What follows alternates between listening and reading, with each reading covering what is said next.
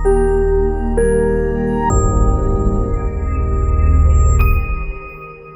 Everyone, నేను మీ doctor Ujwal Gajula, consultant gastroenterologist and liver specialist, working at Prime gastro and liver clinic Kompally. ఈరోజు మనం gall bladder stones వచ్చే వ్యాధి లక్షణాలు అండ్ ట్రీట్మెంట్ పద్ధతుల గురించి డిస్కస్ చేద్దాం.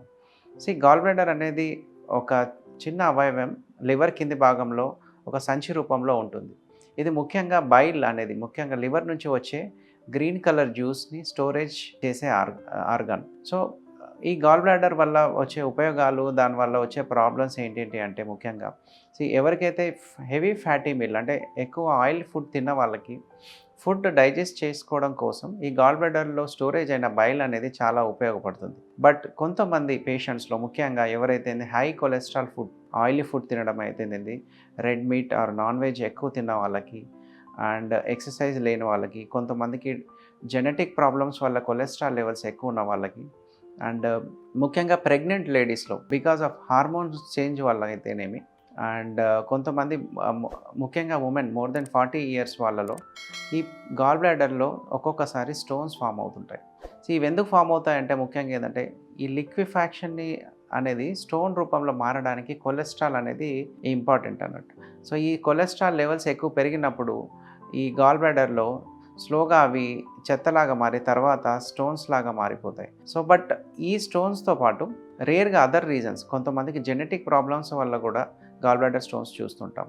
ముఖ్యంగా పిల్లల్లో ఈ హిమోలైటిక్ డిజార్డర్స్ అంటే బ్లడ్ సెల్ డిజార్డర్స్, ముఖ్యంగా సికిల్ సెల్ అనీమియా అయితేనేమి ఆర్ థాలసీమియా అయితేనేమి ఆర్ ఎవరికైతే ఈ blood cells break down process అనేది తొందరగా జరిగిన వాళ్ళలో కూడా మేము పిగ్మెంట్ గాల్ బ్లాడర్ స్టోన్స్ అనేటివి రెగ్యులర్గా చూస్తూ ఉంటాం. అయితే ఈ గాల్ బ్లాడర్ స్టోన్స్ వల్ల ప్రాబ్లం ఏమవుతుంది డాక్టర్ అని అప్పుడప్పుడు అడుగుతుంటారు మమ్మల్ని.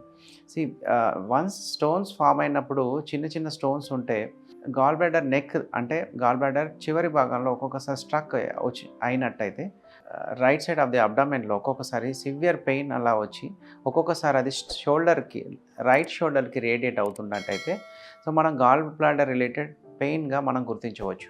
ఇలాంటి పెయిన్ వచ్చిన వాళ్ళకి రిపీటెడ్ అటాక్స్, ఫర్ ఎగ్జాంపుల్ మంత్లో 1-2 times రెగ్యులర్గా over a period of 6 months అలా వచ్చినట్టయితే దీన్ని symptomatic gall bladder stone disease అంటాం. అంటే సిమ్టమాటిక్ అంటే పేషెంట్ గాల్ బ్లాడర్ స్టోన్స్ వల్ల ఇబ్బంది పడుతున్నాడని అర్థం. ఎవరికైతే ఇట్లాంటి సిమ్టమ్స్ ఉన్నట్టయితే ఇమీడియట్గా గాల్ బ్లాడర్ ప్రాబ్లమ్స్ ఉన్న వాళ్ళకి గ్యాస్ట్రోఎంట్రాలజిస్ట్ కన్సల్ట్ అయితే ఈ స్టోన్ రిలేటెడ్ ప్రాబ్లమ్ని నివారించడానికి ఎయిదర్ మెడిసిన్స్ అయితేనేమి, ఒక్కొక్కసారి సర్జరీ అయితేనేమి సజెస్ట్ చేస్తూ ఉంటాం. ఫర్ ఎగ్జాంపుల్ అదే కాదండి, ఒక్కొక్కసారి ఈ గాల్ బ్లాడర్ నెక్లో కంటిన్యూస్గా స్టోన్ స్ట్రక్ అయ్యి inflammation of the gall bladder అంటాం. అంటే కోలిసిస్టైటిస్ అంటే గాల్ బ్లాడర్లో వాపు జరిగి దాంట్లో ఇన్ఫెక్షన్ వచ్చినట్టయితే మేము ఇమీడియట్గా గాల్ బ్లాడర్ సర్జరీ చేయాల్సి వస్తుందని ఒక్కొక్కసారి చెప్తుంటాం.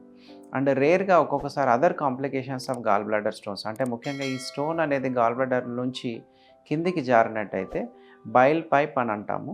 దాంట్లో స్ట్రక్ అయినప్పుడు పేషెంట్స్కి జాండీస్ రావడం, అదే కాకుండా ఇంకా కిందికి వెళ్ళినట్టయితే ప్యాంక్రిటైటిస్ అనే ప్రమాదం వచ్చినట్టయితే వీళ్ళందరినీ సిమ్టమాటిక్ గాల్ బ్లాడర్ స్టోన్ డిసీజ్గా పరిగణించి గాల్ బ్లాడర్ సర్జరీ తప్పకుండా చేయాలని చెప్తూ ఉంటాం. ఎవరికైతే గాల్ బ్లాడర్ రిలేటెడ్ సిమ్టమ్స్ ఉన్నట్టయితే, స్టోన్స్ ఉన్నట్టయితే తప్పకుండా నియర్ బై గ్యాస్ట్రోఎంట్రాలజిస్ట్ని తప్పకుండా కన్సల్ట్ అయ్యి ఈ గాల్ బ్లాడర్ రిలేటెడ్ కాంప్లికేషన్స్ ఏదైతే మేము చెప్పినట్టే గాల్ బ్లాడర్ కోలిసిస్టైటిస్ అయితేనేమి, ప్యాంక్రిటైటిస్ అయితేనేమి ఆర్ బైల్ డక్ట్ స్టోన్స్ అయితేనేమి మనం ప్రివెంట్ చేసి ఫ్యూచర్లో ఇలాంటి గాల్ బ్లాడర్ రిలేటెడ్ ప్రాబ్లమ్స్ రాకుండా మనం నివారించవచ్చు. Thank you.